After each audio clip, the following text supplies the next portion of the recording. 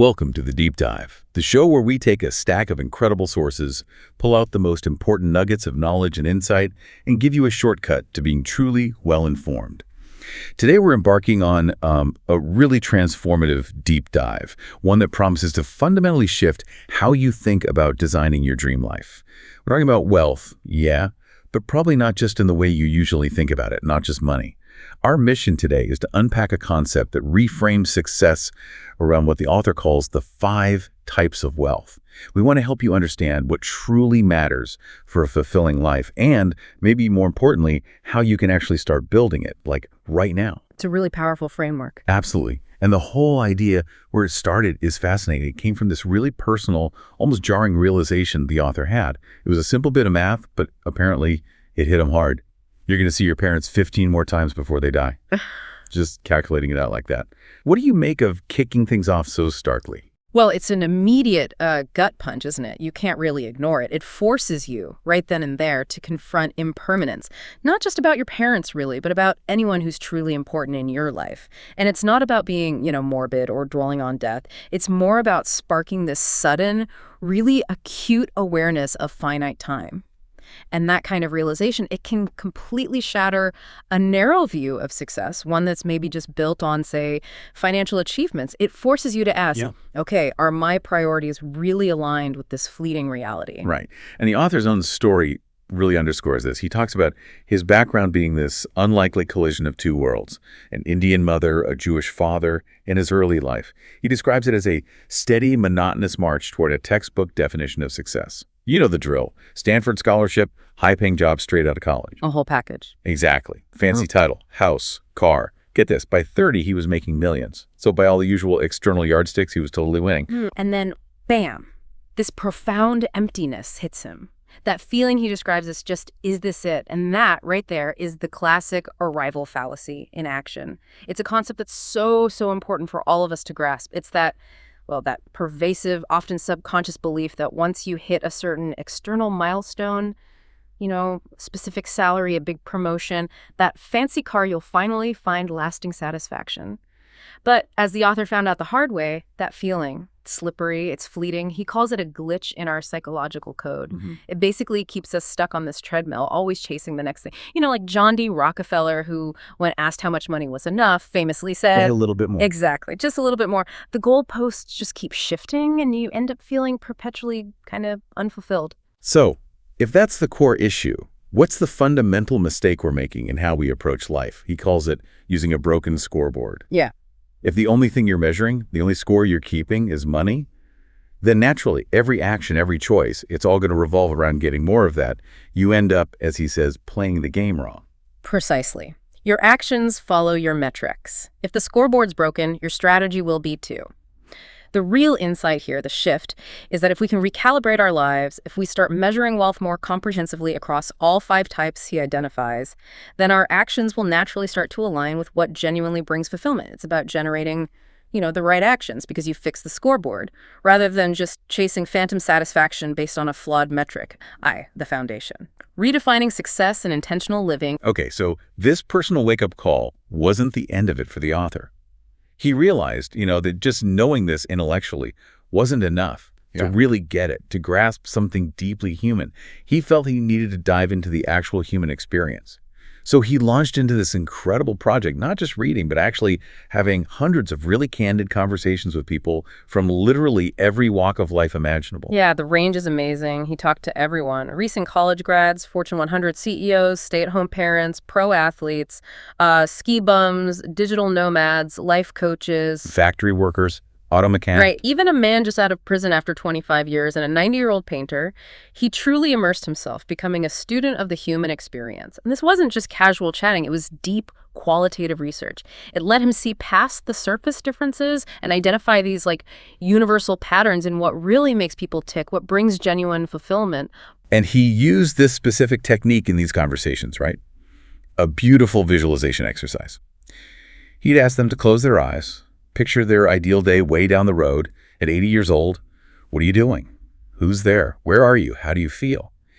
And the fascinating thing was, despite all the incredibly different backgrounds, this consistent pattern kept showing up almost uncannily so. Exactly. It didn't matter what their job was or how much money they had or where they lived. The universal desires that came out again and again, they weren't really about money or stuff. They consistently centered on just four things: time, people, purpose, health. And these became what he calls the timeless pillars, the foundation for building this new, much more comprehensive way to measure life, one that goes way beyond just the financial numbers that, let's be honest, tend to dominate our thinking. Which brings us right back to that key idea. If your scoreboard only tracks money, you're playing the wrong game. Your actions are going to follow that broken system. But if you can fix the scoreboard, if you start measuring wealth across all 5 types, time, social, mental, physical, and financial seed, then your actions will finally start lining up with what actually matters. You'll start playing the game right. Mm-hmm. Now, here's a really important point, and maybe a bit counterintuitive at first. This whole framework, it's not about trying to max out everything all at once. That's just a recipe for burnout. Totally unsustainable. Exactly. And that's where this idea of life having seasons comes in. Along with this brilliant metaphor he uses, the dimmer switch. Mm-hmm. It's actually really empowering because it pushes back against that constant pressure we feel personally and societally to always be making forward progress in every single area of life simultaneously. Yeah, the insight there is huge. Recognizing that not trying to maximize everything at the same time is actually the more sustainable path to long-term fulfillment. It's a direct challenge to that relentless hustle culture that often just leaves us feeling, well, drained and empty. Instead, it allows for, nuance, for intentional choices. You can consciously decide to dial up certain types of wealth in one season of your life, while maybe just maintaining others, putting them on a lower setting, rather than trying to have all 5 burners blazing at full heat all the time, which, let's face it, is pretty much impossible. He gives the example of his wife, who was a star fashion designer. She consciously chose to step off the track for a while to be really present during their son's early years. That was a clear choice, prioritizing social and time wealth over career momentum at that specific time, and she did it intentionally. And he went through this himself, too. When he left his high-paying job to chase something different, something focused more on purpose, he talks about getting those confused looks from people. His own mentor apparently gave him this really stark warning, like, this will either work out or be the worst decision of your life. Right, but he understood he was operating in a different season. He was making a conscious trade-off based on his current priorities, not just following the expected path. The book lays out some general examples of these seasons, but it really stresses they're unique to each person. But a sort of typical flow might look something like this. Season 1, maybe early career. Primary focus might be financial and mental wealth. Building skills, getting established, figuring out your purpose. Time and social wealth might be more in maintenance mode. Season 2, starting a family perhaps. Time and social wealth often surge to the forefront, prioritizing family relationships. Financial and mental wealth are still important, but maybe not growing as aggressively. Season 3, maybe kids are older, less demanding. Mental and physical wealth could become primary goals again, focusing on personal growth, health, new learning. Social and financial are maintained. Season 4, later life, retirement. Social wealth frequently becomes the main driver, enjoying community, deep connections. Other types are maintained for overall well-being, but the key is this framework helps you live by design rather than by default. You're consciously choosing where to put your energy based on your life's current phase, not just reacting to external pressures or expectations. Okay, so to help navigate these choices within the seasons, he introduces 2 really practical tools, the life razor and anti-goals. The life razor, he defines it as a single point of focus, or maybe a rule of thumb to simplify decision-making. He got the idea, apparently, from the Apollo 13 astronauts. Amidst all that chaos, their guiding principle was simply keep the Earth in the window. Exactly. A life razor is meant to cut through all the noise, all the conflicting options. For it to be really effective, he says it needs 3 key characteristics. 1, it has to be controllable, meaning you are directly in control of the actions needed to stick to it. It's about your behavior, not something external. 2, it should be ripple creating. It needs to naturally create positive knock-on effects in other areas of your life. Its impact spreads outwards. And 3, it must be identity defining. It should clearly articulate the kind of person you aspire to be, acting as a constant reminder of your core values and ideal self. He gives a great example. Mark Randolph, the Netflix co-founder, his life razor was, I will never miss a Tuesday dinner. Mm-hmm. Now, that wasn't just about the meal itself, right? It was the symbol of his absolute commitment to his family priorities. And interestingly, it actually made him more focused and efficient professionally because he had to structure his work to make sure he could stick to it. The author's own razor is, I will coach my son's sports teams. That directly guides his decisions about career opportunities or travel. If something comes up that conflicts, he asks himself, okay, what would the type of person who coaches his son's teams do here? It helps him weigh the trade-offs, maybe reshape the opportunity, or even say no without regret. Yeah, those are powerful. Other examples people use could be things like, I wake up early and do hard things, that defines someone disciplined, someone who values delaying gratification, or maybe I always tuck my kids into bed, clearly defining a caregiver role, prioritizing that connection. It really becomes your personal North Star for making those tough decisions, especially when different values seem to conflict. And then, complementing the life razor, you have anti-goals. This idea comes from the wisdom of Charlie Munger, Warren Buffett's longtime partner. Munger famously said, all I want to know is where I'm going to die, so I'll never go there.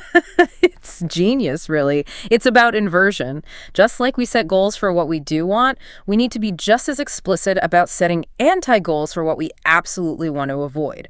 So examples might be things like, I want to avoid jammed calendars, or constant soul-crushing travel, or never having time with my kids, or consistently getting less than 7 hours of sleep. By clearly defining what you don't want, you create these really clear boundaries. It stops you from accidentally drifting into a life that doesn't actually align with your values. It's about preventing the specific bad outcomes while you pursue the good ones. It really does sound like having a compass for your life.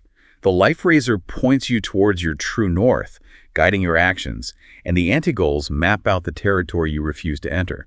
It puts you firmly in the driver's seat, living by conscious design, not just drifting along. But what I find really powerful about this whole approach is the author's strong emphasis that the real answers aren't actually in his book.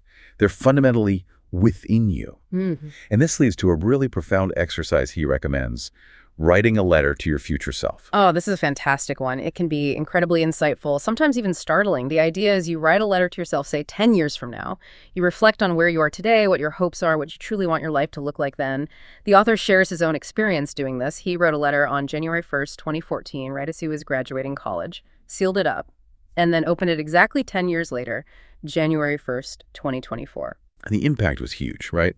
He said he was knocked off my feet by what he'd written. He'd written about hoping he'd marry his now wife Elizabeth, hoping they'd have a kid, hoping he'd be a good dad, that he'd worked on himself, told his parents I love them more often, lived closer to family, gotten closer to his sister.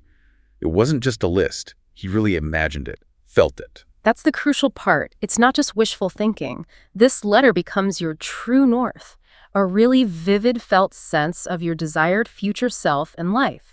And once you have that clarity, once you've almost tasted that future, then you can start to reverse engineer the steps needed to make it real. It's about asking the right questions based on that vision to turn an abstract hope into a concrete plan.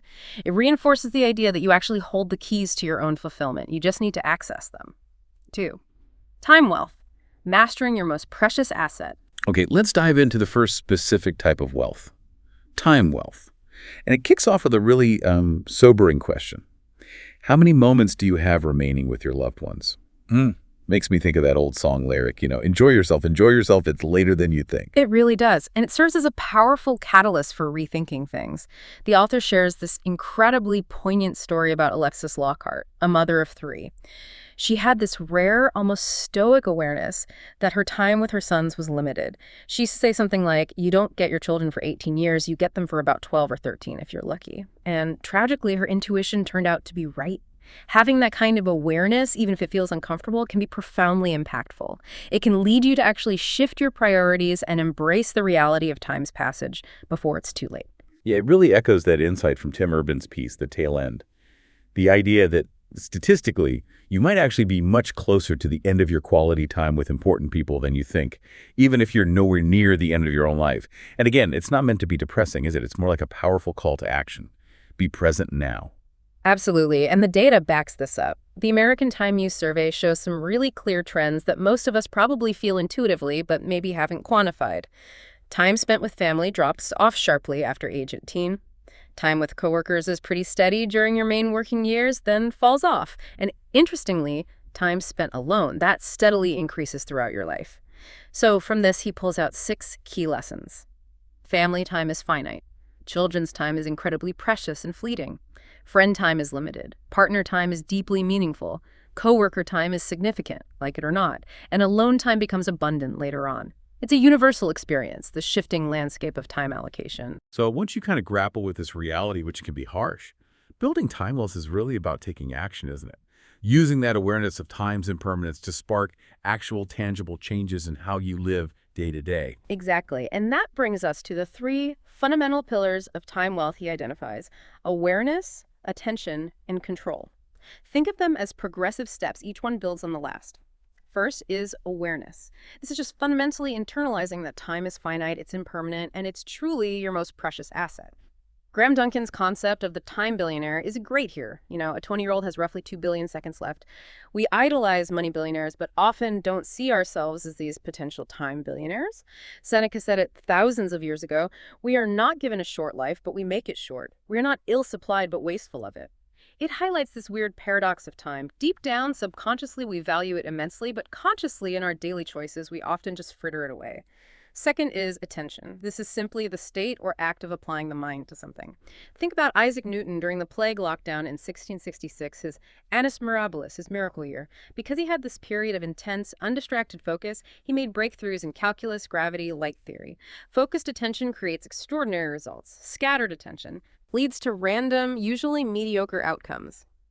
The author points out how people like Lionel Messi or Warren Buffett are masters at identifying these high-leverage systems. They know exactly where to direct their limited attention to get, say, 100 units of output for their 1 unit of attention. Yeah. And third is control. This is the real goal, having the freedom to own your time and choose exactly how to spend it. The story of Dave Prout, that video game exec, nails this. Reading the author's tweet about finite visits with parents didn't just make him aware, it sparked immediate action. He instantly changed his travel plans to see his sick mother more often. That action created a whole set of memories, not just the tough ones. He took control of his time to align it with his deepest values. Awareness led to action, which resulted in control. That's incredibly powerful. Seeing how those pillars connect from realization to focus to actual control. Okay, so knowing time is finite, how do we actually start building more time wealth? What are some practical systems or exercises we can use? Well, the first, and maybe the most foundational, is what he calls the time wealth hard reset. This is the exercise of actually calculating your estimated remaining visits with your key loved ones. It's designed to be a direct, maybe even emotional confrontation with that impermanence. The goal is to spark that new awareness and force a reprioritization, just like it did for Dave Prout. You literally write down the names and the estimated number of remaining visits. It makes it real. Okay, so that sparks the awareness. But then a common problem is just not knowing where our time actually goes. That's where the energy calendar comes in, right? Mm-hmm. You map out your week, but instead of just listing tasks, you categorize them by energy level. Exactly. You look at your typical week and color code activities: green for energy-creating things you love, yellow for neutral tasks, and red for those energy-draining activities that just suck the life out of you. Once you have that baseline visual, you can start making a strategic plan. The aim isn't necessarily to eliminate all the red or yellow that's often unrealistic. It's about consciously trying to improve your green to red ratio over time. So you actively look for ways to spend more time on green activities. You slowly try to outsource or delegate the neutral yellow ones where possible. And you become ruthless about outsourcing, delegating, or simply deleting the red activities, or at least finding ways to make them less draining, maybe shifting them towards neutral. It's really about managing your energy, not just your schedule. Okay, energy managed. Now, how do we get better at prioritizing, cutting through all the distractions? The author shares this brilliant, almost deceptively simple method inspired by Warren Buffett, the two-list exercise. You list 25 career goals, circle your top 5, and then this is the crucial part. The other 20 become your avoid-at-all-cost list. The insight there is profound. It basically says that everything not in your absolute top 3 to 5 priorities, personally or professionally, is, by definition, a distraction. Those things on the second list, they should get 0 attention, 0 energy until you've made significant progress on your top 5. It's not just about deciding what to do, it's even more powerful in deciding what not to do. It helps you really harness your attention and stop wasting energy on things that don't truly move the needle on your most important goals. And speaking of efficiency, there's Parkinson's law. Work expands to fill the time allotted for its completion. How do we leverage that? Yeah, Parkinson, a British naval historian, observed this back in the 50s. It basically means if you give yourself all day to do a task, it will take all day. Open-ended timeframes often lead to what the author calls the rocking horse phenomenon. Lots of motion, feels busy, but you're not actually making progress. So, to use Parkinson's law for you, you intentionally set shorter, more rigid time blocks. For instance, batch process your email in maybe 2 or 3 short, focused windows instead of checking it constantly. Shorten standard hour-long meetings to, say, 25 or 50 minutes. Schedule focused 1 to 3 hour blocks for deep work on big projects. The idea is to work like a lion, sprint, rest, repeat. Concentrate your energy in intense bursts, then recover, rather than spreading it thinly across the whole day. Love that work like a lion visual. Okay, one more big challenge. Procrastination, especially on big, intimidating tasks. He offers a simple anti-procrastination system. How does that work? All right, procrastination often stems from feeling overwhelmed or intimidated. So the system has 3 steps. 1, deconstruction. Break that big, scary project like writing a book or a massive report into the smallest possible, manageable microtasks. Make the first step so tiny you basically can't say no to doing it. 2, plan and state creation. Create a clear project plan listing these specific time-bound microtasks. Then, to really motivate yourself, create stakes. This could be a public commitment, I'll post my progress daily, or micro rewards for completing steps. Gamify it. Maybe tell a friend you'll donate money to a cause you dislike if you miss a deadline. Make it hurt a little not to do it. 3, action. Just get started. Spark that initial movement, even if it's tiny. Those small wins build momentum almost immediately, like an author committing to writing first thing every morning for his book. Once you get the body in motion, it's much easier to keep it going. It's all about overcoming that initial inertia. 3, social wealth. Cultivating deep human connection. All right, let's shift gears to the next crucial area, social wealth. And the guiding question here is really powerful. Who sits in the front row of your world? This really landed for me when reading Eric Newton's story. His wife, Aubrey, got this devastating cancer diagnosis, and he said facing death every day basically forced them to set aside the silly things and focus on what matters. It's such a stark reminder, isn't it, how relationships become incredibly central when you face life's biggest challenges. And Aubrey's one regret, looking back as she faced her own mortality, was that she hadn't spent more time deepening relationships. Her regret became Eric's profound insight. The only thing that matters at all is the quality of the relationships with the people we love. So, social wealth, as the author defines it, is really about the depth of connection to those few important, irreplaceable people in your world. It's that stable foundation of support and love. And it's then expanded through breadth, your wider circles, and secured through what he calls earned status. It makes intuitive sense, too, because fundamentally we're wired for connection, right? We're a uniquely social species. The author mentions that Margaret Mead anecdote about a healed broken femur being the first sign of civilized human society. Yeah, the idea being that caring for someone vulnerable, someone who couldn't contribute immediately to survival, required cooperation and empathy. Whether that specific anecdote is historically precise or not, it really highlights how deeply social connection is woven into our survival and our progress as a species. It evolved from just a means of survival to a critical strategic resource. And this isn't just philosophical. It's backed by some incredibly robust research, most notably the Harvard study of adult development. Yeah, that study is incredible. The most important study of human development on record, tracking, what was it, 268 Harvard guys and 456 disadvantaged Boston boys for over 80 years. Just unbelievable longitudinal data. Exactly. And the main finding, confirmed over and over across decades, relationships are, quite literally, everything. Dr. George Vaillant, who directed the study for years, summed it up. The key to healthy aging is relationships, relationships, relationships. Maybe the most startling finding was this. The single greatest predictor of your physical health at age 80 wasn't cholesterol levels or blood pressure at age 50. It was your relationship satisfaction at age 50. Conversely, loneliness was found to be more detrimental to long-term health than smoking or excessive alcohol use.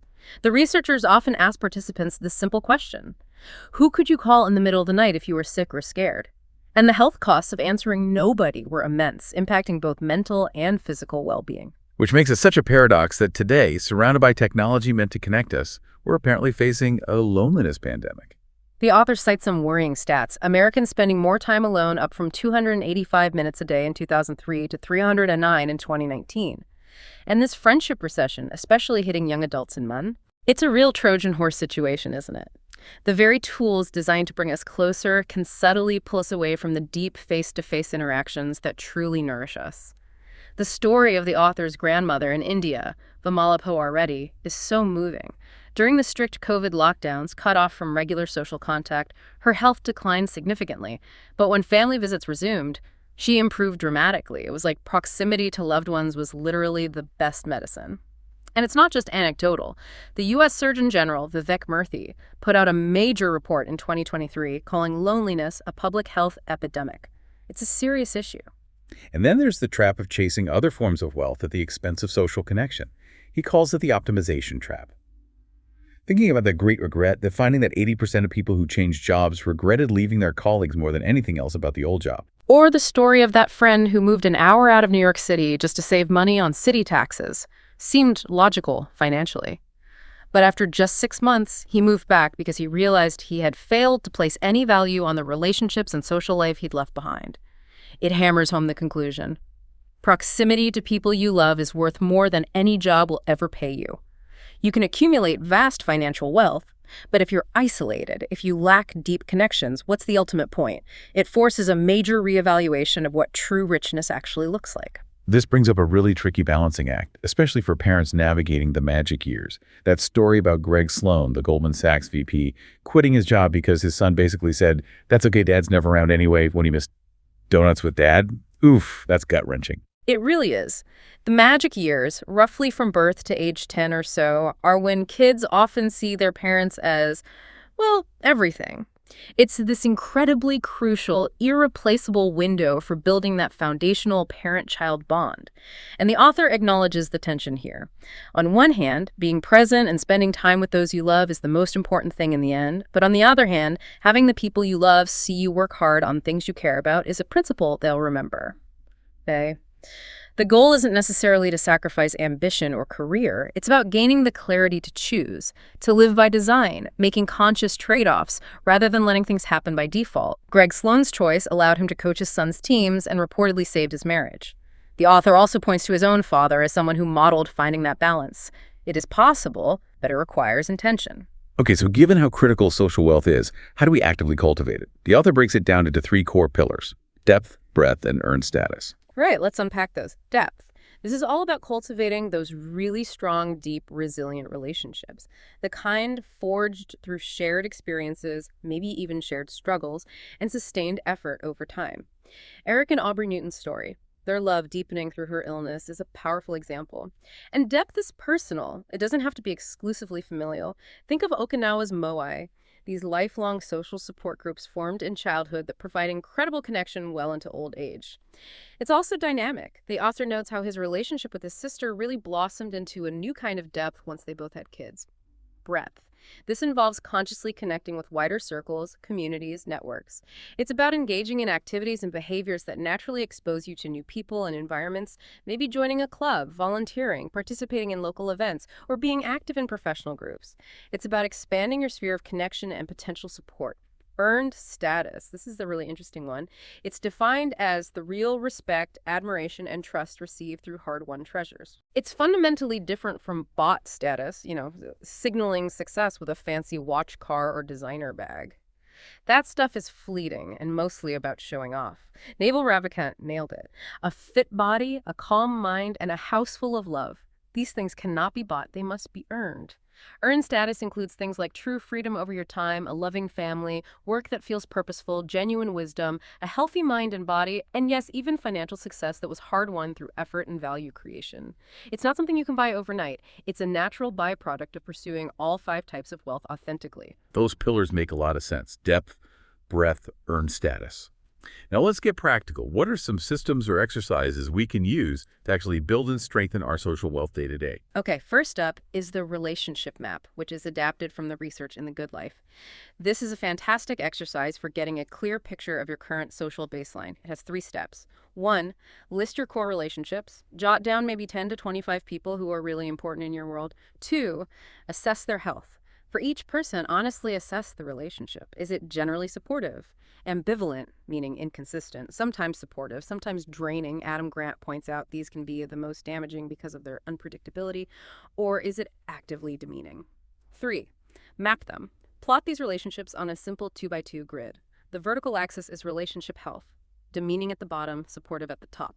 The horizontal axis is frequency of contact, infrequent on the left, frequent on the right. This map instantly shows you 4 zones. The green zone, top right. Supportive and frequent, these are your front row people. Nurture these relationships. The opportunity zone, top left. Supportive but infrequent. These are people you should actively try to connect with more often. The danger zone, bottom right. Ambivalent or even demeaning but frequent contact. These require careful management, either work to improve the dynamic or consciously reduce frequency, the red zone, bottom left.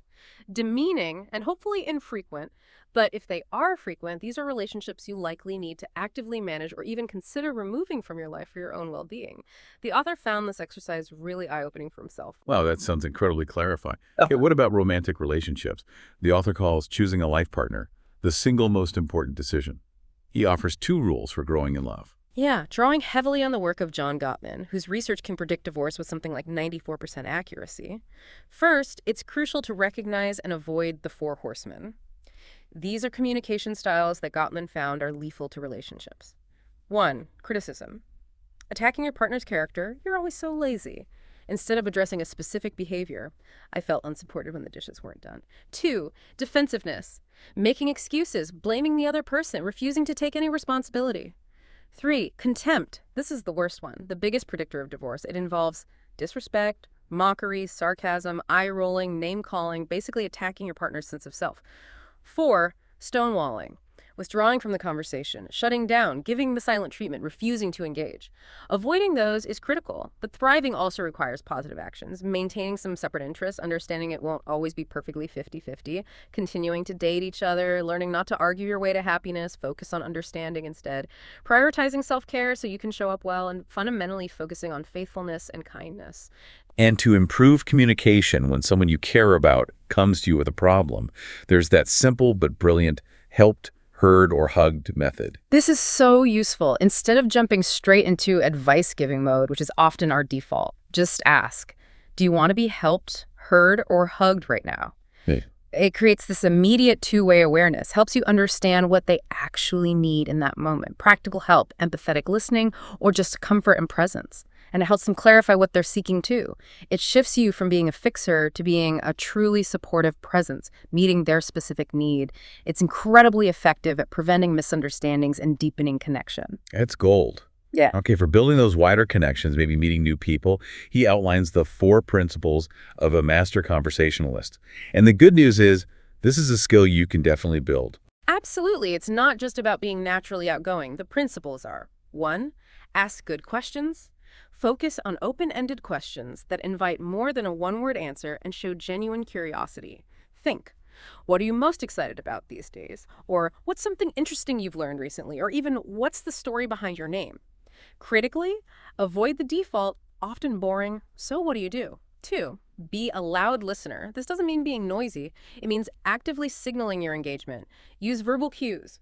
Yeah, wow, tell me more. Responsive facial expressions, nodding, smiling, and attentive body language, leaning in slightly. David Brooks called this loud listening. It makes the speaker feel truly heard and valued. 3. Minimize speaking. Resist the urge to dominate the conversation or just wait for your turn to talk.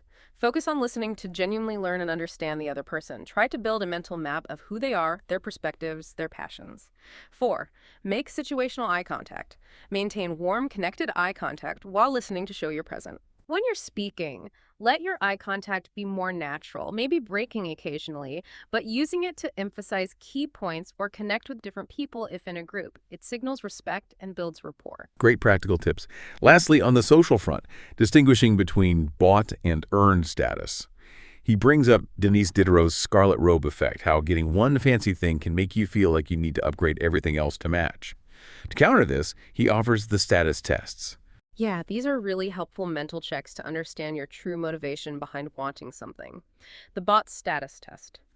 Before buying something, especially something signaling status, ask yourself, would I still buy this thing if I could never show it to anyone or tell anyone I owned it?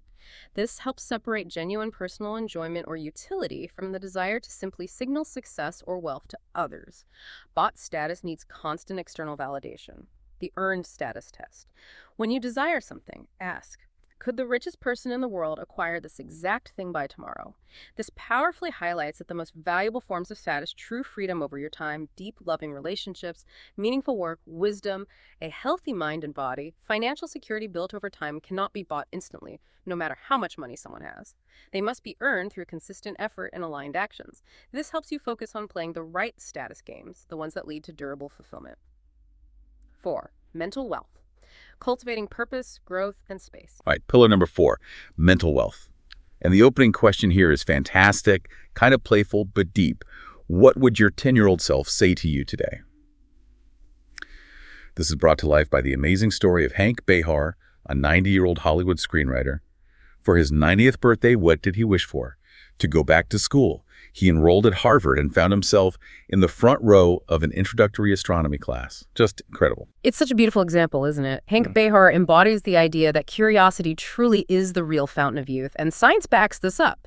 Curiosity is linked to better cognitive function, improved mental and physical health, greater life satisfaction, even lower anxiety. The sad part, though, is that for many of us, that raw childhood curiosity tends to wither as we get older. Life gets busy, we develop a lower perception of future time, as the author puts it, and we just stop exploring, stop learning new things outside our narrow routines. Like that slightly dark but insightful quote he shares. Inside every 80-year-old is a 10-year-old wondering, what the fuck just happened? It's a real challenge, isn't it? To actively reconnect with that inner sense of wonder, to fight to maintain your wonder for the universe, instead of just sliding into what he calls an incurious static adulthood. Absolutely. And to help us cultivate that mental wealth actively, the author identifies 3 essential pillars: purpose, growth, and space.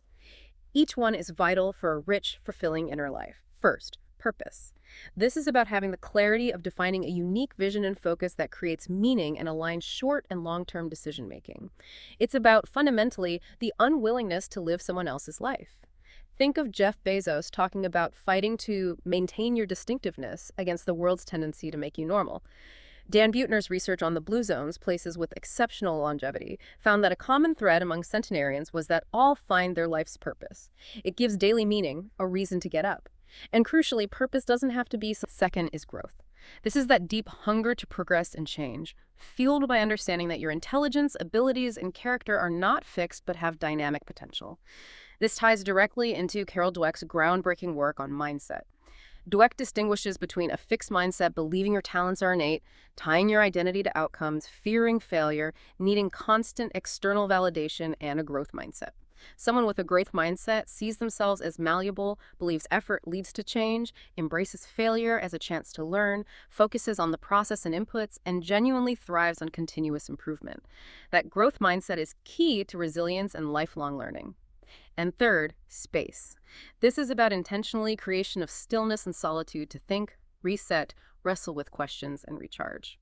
It's the ability, and importantly, the willingness to listen to your own inner voice. Space is quiet time, deliberately free from external inputs, no phone, no email, no podcasts even. It's rocket fuel for the mind, as the author calls it. It's in that quiet space that disparate ideas connect, insights bubble up, and you can hear yourself think. And thankfully, creating this space doesn't require becoming a hermit. He emphasizes no monk's vows required. It can be found in really simple, accessible practices. Taking tech-free walks, daily prayer, meditation, journaling, maybe a cold plunge or sauna if that's your thing, focused workouts, attending spiritual gatherings. It's just about consciously carving out that mental quiet time amidst the noise. Exactly. So with those pillars in mind, purpose, growth, space, let's look at some practical systems for building mental wealth. A great starting point for finding purpose is the Ikigai exercise, the Japanese concept, often translated as your reason for being. You find your Ikigai by exploring the overlap between 3 key areas. What do you truly love doing? What are you genuinely good at? And what does the world actually need from you? Or what problems can you help solve?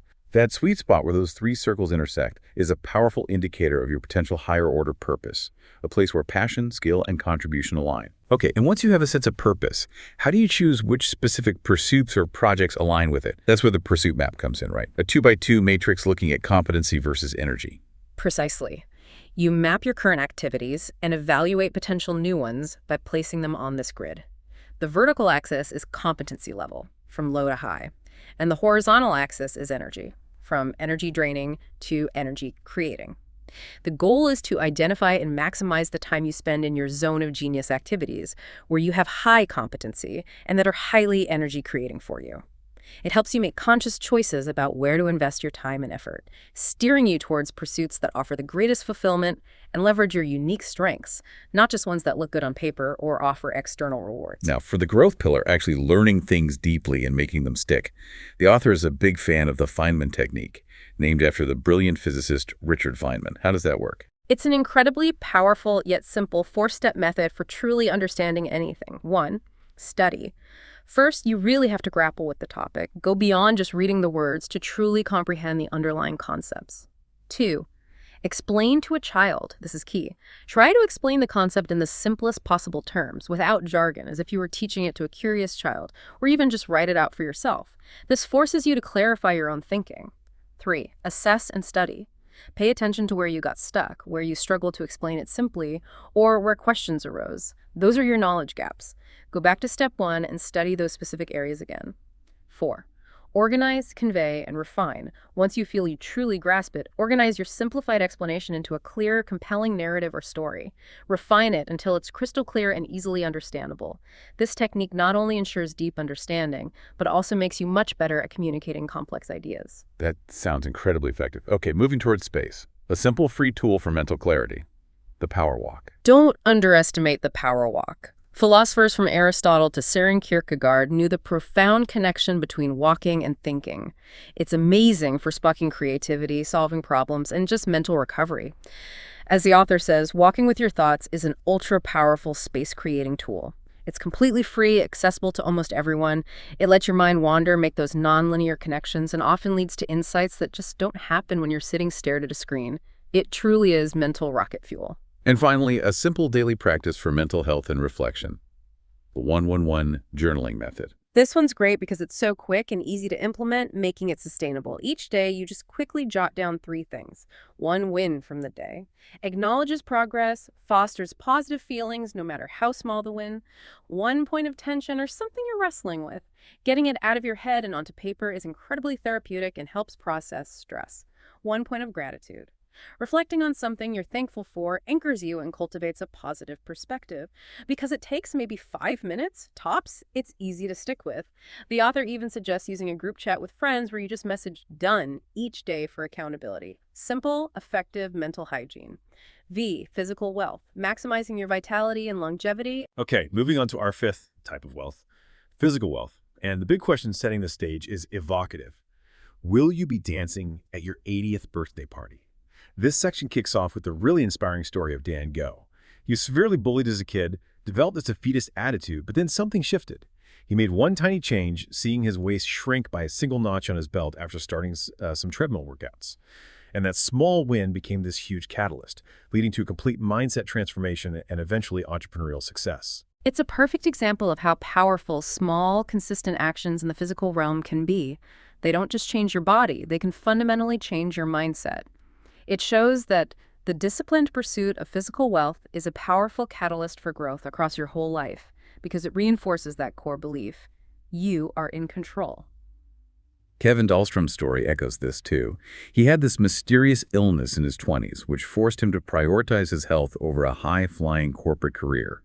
He walked away from potentially $10 million in future earnings. But looking back, he says he has no regrets as he enjoys rock climbing and flexible work. He understood early on that health isn't a luxury to be addressed after achieving financial success. It's a foundational asset for living fully now and later. Which connects to that idea from Jane McGonigal, futures thinking, or episodic future thinking, EFT. Specifically, the exercise of vividly imagining your 80th birthday party. Who's there? What are you doing? How do you feel physically and emotionally? Yeah, that exercise isn't just daydreaming. It's a powerful psychological tool. By vividly imagining that desired future state, you essentially cement an imagined future in your memory. This makes the need for specific actions today feel much more real and urgent. It becomes a strong motivator and a guide for making choices that align with that long-term vision of vitality. Think about Andrew Luck, the NFL quarterback, retiring at the absolute peak of his career. He walked away from potentially hundreds of millions of dollars because the constant cycle of injury, pain, and rehab was destroying his quality of life. He made a conscious choice to prioritize his present and future physical wealth over immense financial gain. He understood his body was worth more than the money. It really drives home that advice you sometimes hear from older folks. Treat your body like a house you have to live in for another 70 years. You need to make those daily investments, do the ongoing maintenance and repairs, not just wait for something to break down. Absolutely. And the author gives a quick, interesting historical look at our relationship with the body. Ideas about the human form mirroring the cosmos go way back, like to Vitruvius and Da Vinci's Vitruvian Man. For our hunter-gatherer ancestors, obviously, physical capability was completely intertwined with survival. Constant movement wasn't optional. Ancient Greek philosophy, too, really valued physical health. Plato, Aristotle, the Olympics, celebrating physical excellence. But then things shifted, right? During the Middle Ages, under certain Christian doctrines, the body was often viewed more negatively, and physical exercise kind of fell out of the popular imagination for a millennium. Yeah, it wasn't really until the Renaissance, with figures like Girolamo Mercuriale and his 1573 book De Arte Gymnastica, that the modern health and wellness movement started to reemerge. Later, ideas like Herbert Spencer's survival of the fittest, popularizing Darwin's concepts, made physical fitness a kind of status symbol again. The key takeaway from this history, though, is that while trends and philosophies change, our fundamental physical needs don't. The author cautions against the modern obsession with endless health fads and complex protocols. He strongly advises simplification, focusing on the basics, using the Pareto principle, the 80-20 rule. Find the 20% of actions that deliver 80% of the results.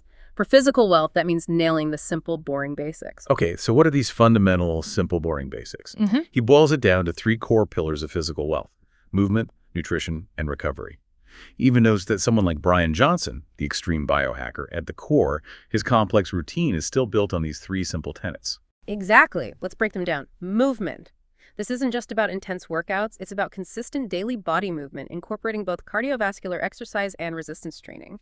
Cardio includes both lower intensity aerobic work, like jogging, cycling, or hiking, where you could still hold a conversation, often called Zone 2, for endurance, and some higher intensity anaerobic work, shorter bursts of effort like sprints or interval training, Zone 5, for power and pushing limits.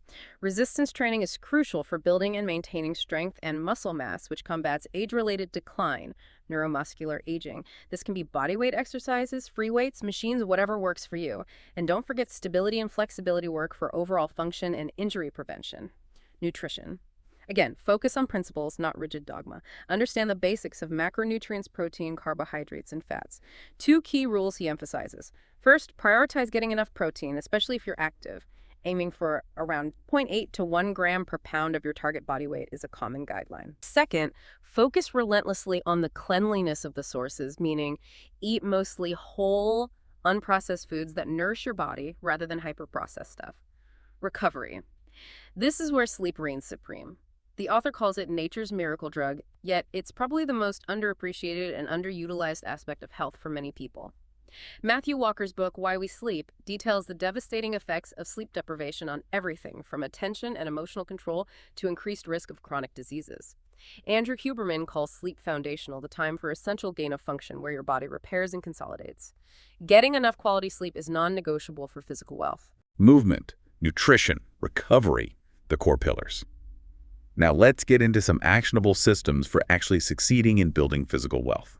Okay, a great way to kickstart things is the Physical Wealth 30-Day Challenge. It's designed to build momentum. You choose a level bronze, silver, or gold based on your current fitness and commitment level. Then you track your daily execution on a simple template. Did you hit your movement goal? Nutrition goal? Sleep goal?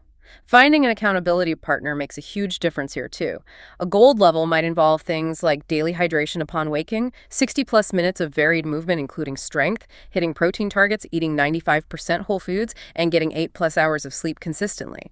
It's about establishing those core habits. Love the challenge idea. What about structuring the day? He emphasizes a science-backed morning routine, saying the first hour really sets the tone. Absolutely. He provides 5 core principles you can adapt. 1. Hydrate. Start with about 16 ounces of water right when you wake up, maybe with some electrolytes or greens powder, to rehydrate after sleep. 2. Sunlight exposure. This is huge for your circadian rhythm. Get 5-10 minutes of direct morning sunlight in your eyes. Don't stare at the sun, just be outside as early as possible. 15-20 minutes if it's overcast. It wakes up your brain and body.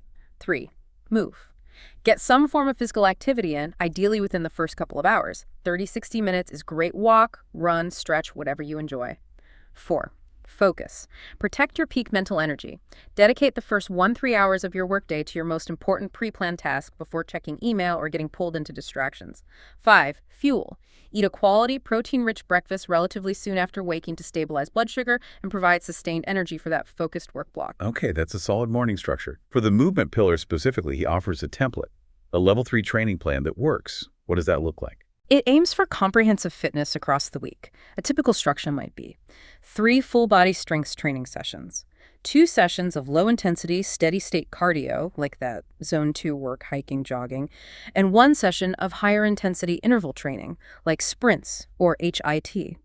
Plus, importantly, building in adequate rest and recovery days, this kind of plan hits strength, endurance, and power, providing a really well-rounded approach. Makes sense. And for nutrition, instead of a specific diet, he advocates the common sense diet built on principles. Right. It's about sustainable habits, not extreme restrictions. The 8 principles are basically eat mostly whole, unprocessed foods, prioritize protein, stay well hydrated, water, minimize processed sugars and unhealthy seed oils, be mindful of portion sizes without needing to obsessively count calories, plan meals ahead when possible, practice moderation, allow for occasional treats to avoid feeling deprived, and view nutrition as a proactive defense mechanism for your long-term health and energy. And finally, nailing that crucial recovery pillar, he gives 9 rules for sleep. These are practical, science-backed tips to become a pro sleeper. Maintain a consistent sleep schedule, same bedtime, wake time, even on weekends as much as possible. Keep your bedroom cool, dark, and quiet. Avoid large meals or too many liquids right before bed. Cut off caffeine at least 8 hours before sleep. Minimize or avoid alcohol, especially close to bedtime, as it disrupts sleep quality. Have a consistent wind-down routine for an hour before bed, reading, gentle stretching, calm music. And crucially, avoid screens, phone, tablet, TV in that last hour, as the blue light interferes with melatonin production. Consistent, high-quality sleep is arguably the single most impactful health behavior. 6. Financial wealth. Defining and embracing your enough. Okay, we've arrived at the final pillar, financial wealth. And the big question here, maybe the deepest one of all, is what is your definition of enough? The author leads with that fantastic anecdote about Joseph Heller and Kurt Vonnegut at a billionaire's lavish party. Vonnegut asks Heller how it feels knowing their host made more money yesterday than Heller's classic novel Catch-22 had earned in its entire history. And Heller's response is just perfect. I've got something he can never have, the knowledge that I've got enough. It's the perfect setup, isn't it? Because it contrasts so sharply with the mindset embodied by John D. Rockefeller's famous answer when asked how much money was enough. Just a little bit more. That just a little bit more thinking represents the endless Sisyphean struggle, the trap of hedonic adaptation. You work incredibly hard to reach a new level of wealth or income. You adapt to it almost immediately, and then that new level just becomes your baseline, your new not enough. You're constantly chasing a horizon that keeps receding, convinced the next milestone will finally bring lasting satisfaction, but it rarely does. So the antidote, the alternative, is finding your lagom, that wonderful Swedish concept meaning just the right amount. Not too little, not too much, enough. Exactly. And lagom, or your personal definition of enough, isn't necessarily static. It might evolve over time as your circumstances change or you get closer to your initial target. But the crucial difference is making this an intentional, conscious upward movement rather than just letting subconscious escalation of lifestyle creep happen automatically. It means actively, thoughtfully defining what your enough life looks like on your own terms, not based on comparing yourself to others or chasing some external definition of success. So how do you actually do that? Define your enough life. He provides some helpful prompts. You really sit down and answer, where do I truly want to live? What kind of work do I genuinely find meaningful or enjoyable? Who do I want to spend my time with? What material possessions actually add value and joy to my life, not just signal status? And what level of financial cushion provides real peace of mind? And he stresses your enough is personal. It's not up for judgment. It could involve multiple luxury homes, or it could be as simple as being able to take 2 modest family vacations a year without financial stress. If you have a partner, he strongly suggests doing this exercise individually first, then coming together to compare notes and build a shared vision. The parable of the fisherman and the investment banker illustrates this beautifully. The banker lays out this complex, decades-long plan for the fisherman to maximize his wealth, work harder, buy more boats, build a cannery, eventually IPO, also that finally in retirement he can, well, relax on the beach, fish a little, play with his kids, nap, and spend evenings with friends. The punchline, of course, is that the fisherman is already living that life. The moral isn't that the banker's ambition is inherently wrong, but that you must define success on your own terms. Don't just blindly follow someone else's script. It powerfully reinforces that core idea. If you're not enough without it, you'll never be enough with it. Money, in isolation, solves money problems. It doesn't automatically solve life problems or guarantee fulfillment. Okay, so to navigate the actual money game today, he talks about understanding the financial amusement park. He gives a quick history tour. Yeah, tracing money from ancient Mesopotamian debt tablets around 3500 BC through early Chinese metal money, Lydian coins in the 6th century BC. Initially, money was very tangible, very physical. Then came Kublai Khan's big innovation in the 13th century paper money, which Marco Polo wrote about. First backed by silver, but eventually becoming fiat currency. And Khan had a pretty effective uptake strategy. Right, reportedly. If you didn't use it, he would have you killed. The bit extreme. But then you get the Bank of England issuing banknotes essentially as receipts for gold deposits, which led eventually to fractional reserve banking, the system we have today, where banks lend out more money than they physically hold in deposits. This further untethered money from the physical world, creating huge efficiencies, but also inherent risks, as we've seen with recent bank failures. And that brings us to the modern money game, this digital world, where money is mostly just numbers on a screen. Financial apps are often designed to be addicting, turning investing and money management into this vast financial amusement park with seemingly endless, often complex rides to try. And the author's core advice here is critical. Ignore most of the noise. Focus on the simple, boring basics and commit to playing your game long enough. Don't feel like you need to ride every single hot new investment ride or chase every complex financial strategy. He uses the cautionary tale of Jacob Fugger, sometimes called the richest man who ever lived, who apparently exemplified chasing money purely for its own sake, sacrificing relationships and personal well-being, and reportedly ending up wealthy but alone. It's a stark reminder to keep financial goals in perspective alongside the other types of wealth. So how do we build financial wealth effectively, focusing on those basics without falling into the just a little bit more trap? He lays out 3 fundamental pillars, drawing inspiration from classics like Thomas Stanley's The Millionaire Next Door. Right. The 3 pillars are income generation. This has to be the primary focus initially because, as he says, you can cut your expenses only so much, but you can increase your income forever, theoretically. This involves 2 key steps. 1, build marketable skills. Develop real skills that the market values and is willing to pay for things like effective sales, compelling communication, writing, speaking, creative design, software engineering, data analysis. These skills become assets that compound over your career. 2, leverage marketable skills. Strategically deploy those skills. This could be through traditional employment, climbing the ladder, or through freelancing, consulting, or entrepreneurship. The core is becoming undeniably useful and finding ways to apply that usefulness effectively. Expense management. This is the classic advice. Live well within your means. 2 core tenets here. 1, budget and automate savings. Know where your money is going. Create a realistic budget or spending plan. Track your performance against it. And crucially, build up an emergency fund. Aim for 6 months of essential expenses. Automate your savings. Have a portion of your income automatically transferred to savings or investment accounts before you even see it. Pay yourself first. 2, manage expectations. This is the behavioral side, combating lifestyle creep or expectation inflation. Consciously ensure your expenses don't automatically rise to meet your income. Keep your definition of enough from constantly drifting further away. This requires ongoing vigilance, long-term investment. Consistently invest the difference between your income and your expenses, harnessing the power of compounding over time. Ben Franklin nailed it. Money makes money, and the money that money makes money. Think of Warren Buffett. The vast majority of his immense wealth was generated after age 60, purely due to the incredible power of compounding over decades. As Morgan Housel emphasizes, time, not average annual returns, is the most important factor for significant long-term wealth accumulation. And within investing, he highlights what he calls the single greatest investment in the world, which isn't what you might first think. Exactly. It's not a specific stock or real estate or crypto. It's investing in yourself. This means spending money on things like books, courses, education that builds skills, your physical fitness and health, networking opportunities, buying quality food, investing in your mental health, therapy, coaching, and prioritizing good sleep, even if it means investing in a better mattress or blackout curtains. Frame these not just as expenses, but as fundamental investments that pay dividends in your life for a long time, often across all 5 types of wealth, not just financially. He shares his own example of choosing to pay more to live alone early in his career because the dedicated space allowed for deeper focus that accelerated his learning and career growth. We often focus only on the quantifiable financial cost or return, but drastically underestimate the cross-pillar benefits of investing in ourselves. It's a great perspective shift. Ultimately, the message on financial wealth seems to be, yes, it's important, it solves money problems, but it will not, in a vacuum, solve anything else. Master the simple model, but always anchor it to your personal definition of enough. Outro. Wow. Okay, as we wrap up this really deep dive, I keep thinking about that line from the movie Inception.